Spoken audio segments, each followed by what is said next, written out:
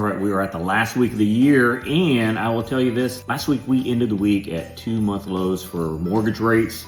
That's good. So not since the end of October have rates been this low, and there's not a lot of news this week. It should be pretty quiet. Any movement will be pretty minor. The fireworks begin that first full week in January. So what's going on in the news this week? We got pending home sales on Monday, not going to move the market too much. On Tuesday, we have the FHFA home price index and the Case-Shiller home price index. Remember, the Case-Shiller home price index is the gold standard for home price appreciation across the nation. We'll also get a purchasing managers index report, Chicago, and then FOMC, the Federal Open Market Committee, the Fed, minutes from their last meeting will be released. No real fireworks expected from that. Wednesday and Thursday, the bond markets close. We do have continuing jobless claims and initial jobless claims.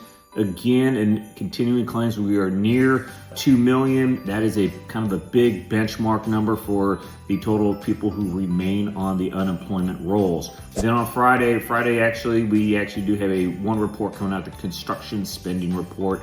Let's take a look at interest rates. All right, you can see conventional, we're between 6.2, 6.4%. VA, we're right around 5.87, so really 5.75 to 6.25 probably be the mix for most lenders as we head into the week. Let's break down the VA rates, and you can see when we go down to 1 year, you can see this nice trajectory down from the middle of July. It's still going down. If you create that line from the top rates over a period of time as they spike, you see it's an overall downward trend, really good movement for interest rates as we end the year and begin the next year. All right, that's all I got for you this week. You have a great week. Enjoy your New Year's. Be safe, have some fun, and let's kick 2026 in the ass. Let's have a great year. All right, aloha.